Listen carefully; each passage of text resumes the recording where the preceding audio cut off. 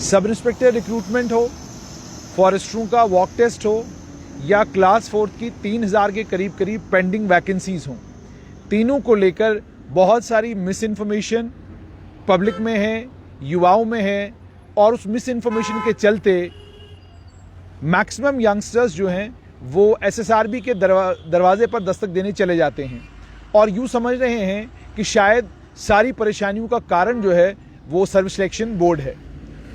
इसलिए बहुत ज़्यादा ज़रूरी ये बनता है कि स्ट्रेट लाइन के माध्यम से आप सभी लोगों तक ये जानकारी पहुंचाई जाए कि सब इंस्पेक्टर की रिक्रूटमेंट हो, फॉरेस्टरों का वॉक टेस्ट हो या क्लास 4 की पेंडिंग वैकेंसीज हो, तीनों में एसएसआरबी का काम केवल रिक्रूटमेंट करना, इम्तिहान मुकम्मल कराना और इम्तिहान कंप्लीट कराने के बाद लिस्ट को रिकमेंड करके डिपार्टमेंट के पास भेजना है। डिपार्टमेंट लिस्ट एक्सेप्ट करता है या एक्सेप्ट नहीं करता है या डिपार्टमेंट लिस्ट लेकर लिस्ट को रिजेक्ट करता है, ये डिपार्टमेंट का ये डिपार्टमेंट की मर्जी है और इस पर मुकम्मल इख्तियार जो है वो अलग अलग सरकारी विभागों का है। यानी साफ तौर पर यह मतलब कि सब इंस्पेक्टर की रिक्रूटमेंट को लेकर लेफ्टिनेंट गवर्नर मनोज सिन्हा ने 10 नवंबर 2021 को 2 साल की एज रिलैक्सेशन दी थी। उस 2 साल की एज रिलैक्सेशन की जब अनाउंसमेंट की गई उसके साथ में ही 400 पोस्टें भी एसएसआरबी को भेज दी गई। जहां तक 400 पोस्टों का ताल्लुक है, वो पोस्टों का नंबर बढ़ाने का ताल्लुक है, वो इमीडिएटली हो गया और उसे एसएसआरबी ने नोटिफाई भी किया और उसके बाद 18 से लेकर 30 वर्ष की आयु के तमाम बच्चों को इस इम्तिहान में बैठने का मौका मिले, यानी 28 से 30 वर्ष 2 साल की एज रिलैक्सेशन मिल जाए। उस एज रिलैक्सेशन को देने का इख्तियार एसएसआरबी का बिल्कुल नहीं है, वो मैंडेट ही एसएसआरबी का नहीं है, वो मैंडेट है गृह विभाग का, होम डिपार्टमेंट का। यानी होम डिपार्टमेंट के पास ये इख्तियार है कि वो तय करेंगे कि 28 से 30 साल का एज रिलैक्सेशन देना है कि नहीं देना है। लेफ्टिनेंट गवर्नर ने अनाउंसमेंट की है लेकिन फैसला गृह विभाग यानी होम डिपार्टमेंट ने लेना है। अब इसको थोड़ा सा और समझिए, जिस समय किसी भी इम्तिहान की नोटिफिकेशन निकलती है, उस नोटिफिकेशन के साथ में ही रूल्स निकलते, कानून निकलते हैं, जिन कानूनों के तहत वो इम्तिहान होने वाला होता है। कानून बनाने का काम एसएसआरबी का नहीं है और डिपार्टमेंट के बाद एसएसआरबी जो है रिक्रूटमेंट का प्रोसेस शुरू करता है, वो भी तब जब डिपार्टमेंट एसएसआरबी को कहे कि आप रिक्रूटमेंट के लिए एडवर्टीजमेंट इशू करिए।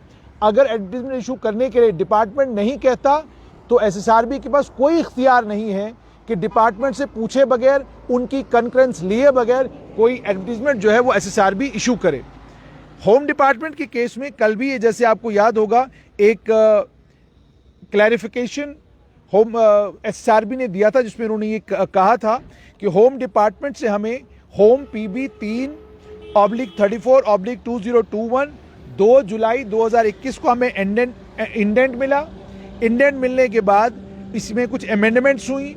एसओ नोटिफिकेशन नंबर 2014, वो अमेंडमेंट्स जो हैं 1/7/2021 को वो भी नोटिफाई की गई। Jammu Kashmir police recruitment rules 1960 और Jammu Kashmir act serviceman and provide SO notification number 361 20 अक्टूबर 2021 को 800 पोस्टें सब इंस्पेक्टर की एडवर्टाइज की गई। एडवर्टीजमेंट नंबर था 6/2002 डेटेड 21 अक्टूबर 2021।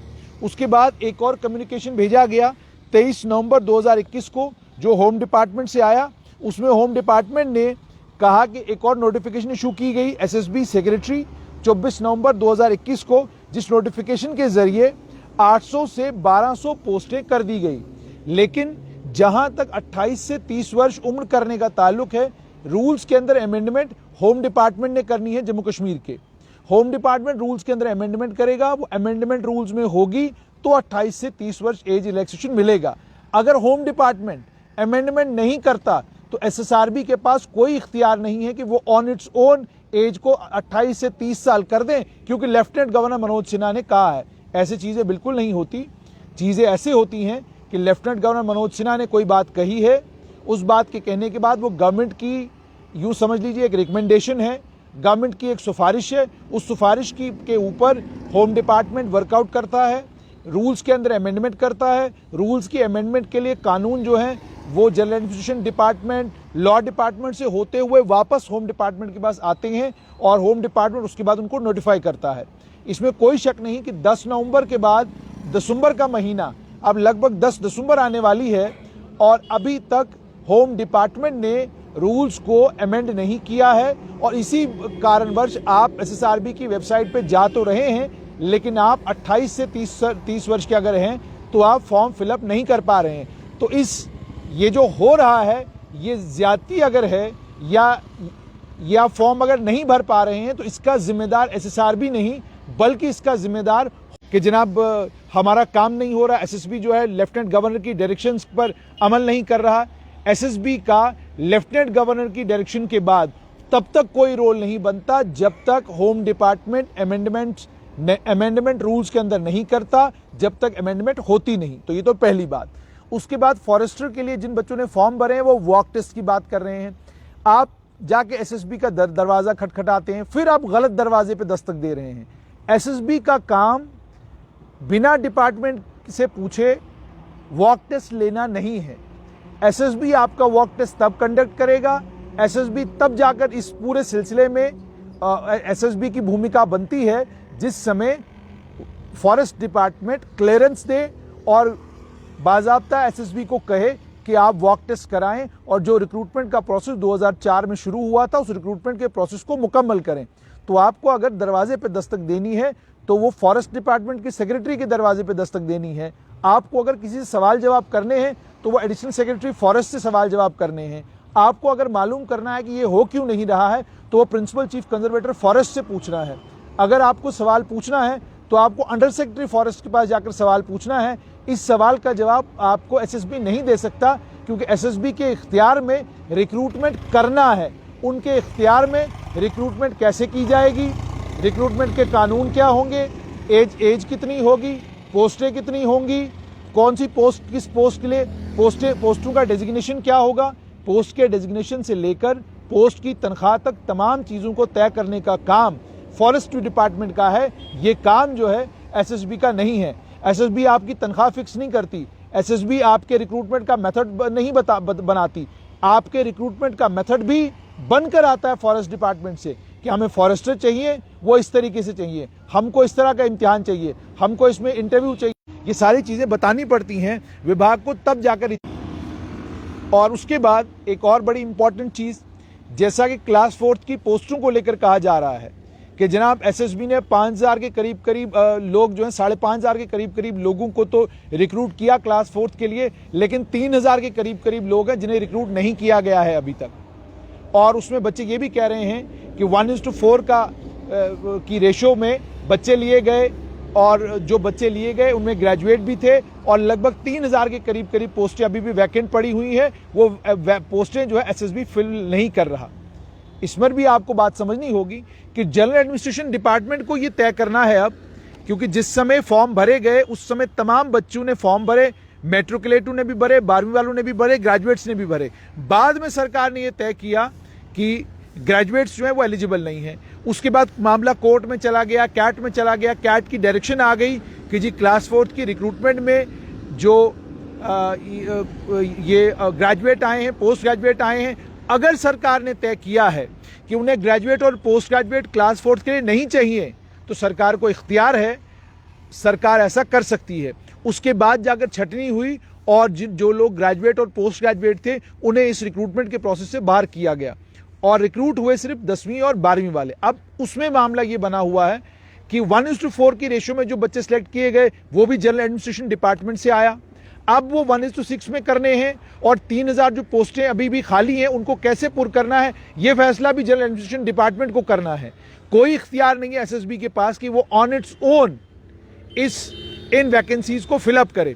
सारी डायरेक्शन एसएसबी को अलग अलग विभागों से लेनी पड़ती है और क्लास 4 के मामले में कैसे आगे बढ़ना है, 3000 पोस्टों को फिलअप कैसे करना है, वो काम एसएसबी का नहीं है। वो काम एसएसबी ने डायरेक्शन लेनी है जनरल एडमिनिस्ट्रेशन डिपार्टमेंट से कि जनरल एडमिनिस्ट्रेशन डिपार्टमेंट जब उन्हें बताएगा, जीएडी जब उन्हें बताएगा कि 3000 पोस्टों के लिए रिक्रूटमेंट कैसे करनी है, 1:4 की रेशो, 1:6 की रेशो, क्या रेशो रख के बाकी बची हुई पोस्टें जो है वो फिलअप करनी है, जब तक क्लैरिटी के साथ वो बात कम्युनिकेट नहीं होगी एसएसबी को, तब तक एसएसबी 3000 पोस्टों के लिए बच्चों को नियुक्त नहीं कर सकता। क्योंकि अगर नियुक्त करेगा, कल डिपार्टमेंट कहेगा कि हमने आपको तो ऐसे कहा ही नहीं था करने के लिए, आपने ऐसा कैसे कर दिया। तो इसलिए मामला है कि आपको सवाल पूछना है सरकार से, सब इंस्पेक्टर की रिक्रूटमेंट वालों को सवाल पूछना है होम डिपार्टमेंट से, फॉरेस्टर की रिक्रूटमेंट वालों को सवाल पूछना है फॉरेस्ट डिपार्टमेंट से, और क्लास 4 की वैकेंसीज जो हैं उन वैकेंसीज के लिए सवाल पूछना है जनरल एडमिनिस्ट्रेशन डिपार्टमेंट से। लेकिन आप जाते हैं और एसएसबी के दरवाजे पे दस्तक देते हैं, एसएसबी से ये पूछते हैं कि जनाब आप ये बताइए क्लास 4 की पेंडिंग वैकेंसीज को लेकर आप बात क्यों नहीं करते, आप इन्हें फिलअप क्यों नहीं करते। और उसके बाद अंत में जम्मू कश्मीर बॉर्डर बटालियन की जहां तक ताल्लुक है, जम्मू कश्मीर बॉर्डर बटालियन की रिक्रूटमेंट होनी थी। उस रिक्रूटमेंट को लेकर 31 अक्टूबर 2019 को जम्मू कश्मीर में सारे कानून बदल गए। जम्मू कश्मीर में उसके बाद एक लंबे समय के बाद डोमिसाइल आया। डोमिसाइल आने के बाद परमानेंट रेजिडेंट सर्टिफिकेट की जो अफादियत थी, जो उसकी एफिकेसी थी, वो हो गई खत्म। अब उसको लेकर कोई असमंजस बना हुआ है। उस असमंजस में clarification lieutenant governor Manoj Sinha के दफ्तर को देनी है। जब लेफ्टिनेंट गवर्नर मनोज सिन्हा के दफ्तर से क्लैरिफिकेशन आएगी तो उसके बाद आप आर्म्ड पुलिस के हेडक्वार्टर पर जाकर उनसे ये सवाल पूछ सकते हैं कि आप इस रिक्रूटमेंट के प्रोसेस को मुकम्मल क्यों नहीं करते। तो यहां भी आपको सवाल जो है वो लेफ्टिनेंट गवर्नर मनोज सिन्हा के दफ्तर से पूछना है। आपको सवाल आर्म्ड पुलिस के अफसरों से, होम डिपार्टमेंट से या किसी और से नहीं पूछना है। जिस इंस्टीट्यूशन को जिम्मेदारी दी गई है कि आपको इस सवाल का जवाब ढूंढना है और ढूंढकर कन्वे करना है आर्म फोर्सेस को कि आप बताइए बॉर्डर बटालियन के लिए रिक्रूटमेंट का ज़ाब्ता क्या होना चाहिए। तो ज़रा सोचिए कि उस मामले में आप सवाल जवाब करने चले जाते हैं एडीजीपी आर्मड के पास या आईजीपी आर्मड के पास, तो उनके पास तो जवाब है नहीं। उन्होंने तो फाइल लिखकर क्लैरिफिकेशन के लिए एलजी के दफ्तर भेज दी है। अब एलजी के दफ्तर से जवाब नहीं आ रहा तो उसके लिए आप आर्मड डिपार्टमेंट के अफसरों को प्रोब करता रहे, लगातार सवाल जवाब करता रहे। जितना ज़्यादा प्रोबिंग करेंगे उस प्रोबिंग का नतीजा ये निकलेगा कि बहुत हद तक उस प्रोबिंग का नतीजा ये निकलेगा कि अफसर एक दूसरे से इरिटेट होंगे। नतीजा ये निकलेगा जो काम आपका 4 दिन में होना है वो 40 दिन में होगा। कि ब्यूरोक्रेटिक एरोगेंस एक बड़ी भयंकर चीज़ होती है। ब्यूरोक्रेट एरोगेंट हो जाए तो वो एक लंबे समय तक आपके केस को लटका के रख सकता है। उन्हें कोई फर्क नहीं पड़ता कि आप सड़क के ऊपर धरना दे रहे हैं, आप प्रदर्शन कर रहे हैं, आप जो मर्जी वो करें। अगर ब्यूरोक्रेट ने ठान ली कि उसे आपकी बात नहीं सुननी है तो वो नहीं सुनेगा। आप खुद देखें, सब इंस्पेक्टर की रिक्रूटमेंट के मामले में 10 नवंबर को लेफ्टिनेंट गवर्नर ने कहा कि 2 साल की एज रिलैक्सेशन दी जाए। आज 8 नवंबर है और 8 नवंबर यानी 2 दिन बाकी है। उसके बाद फॉर्म ऑनलाइन फिलअप करने की डेट खत्म हो जाएगी। लेकिन अभी भी जम्मू कश्मीर के गृह विभाग ने 2 साल की एज रिलैक्सेशन लिखित तौर पर एसएसआरबी को नहीं भेजी है। इसी कारणवश आप फॉर्म नहीं भर पा रहे हैं। तो गलती कोई और करे, आप दरवाज़ा किसी और का खटखटाएं। और ये शायद आप इसलिए भी खटखटाते हैं आपकी मासूमियत में कि आपको जानकारी पूरी नहीं होती। जानकारी ना होने के कारण आप उस दरवाजे पे जाके दस्तक देना शुरू करते हैं जो दरवाज़ा आपकी मदद कर ही नहीं सकता। आपको जहां दस्तक देनी चाहिए वहां तक आपकी रसाई नहीं है। मैं भी समझता हूं सिविल सचिवालय में आपको अगर जाना है तो लंबी प्रक्रिया है जिसके बाद जाकर आप किसी अफसर से वहां मुलाकात कर सकें। और हम एक लोकतांत्रिक व्यवस्था में इस समय है नहीं। यहाँ पर इस समय आपकी चुनी हुई सरकार नहीं है जो आपका नुमाइंदा जाकर किसी अफसर के सर पर बैठे और वहाँ पर हू हल्ला करके उससे ये कहे कि फ़ौरन से बेशतर इन बच्चों का मसला हल कीजिए। तो इसलिए अपनी जानकारी को बढ़ाइए और उन्हीं दरवाज़ों पर दस्तक दीजिए जो दरवाजे आपके इस मसले को हल कर सकते हैं।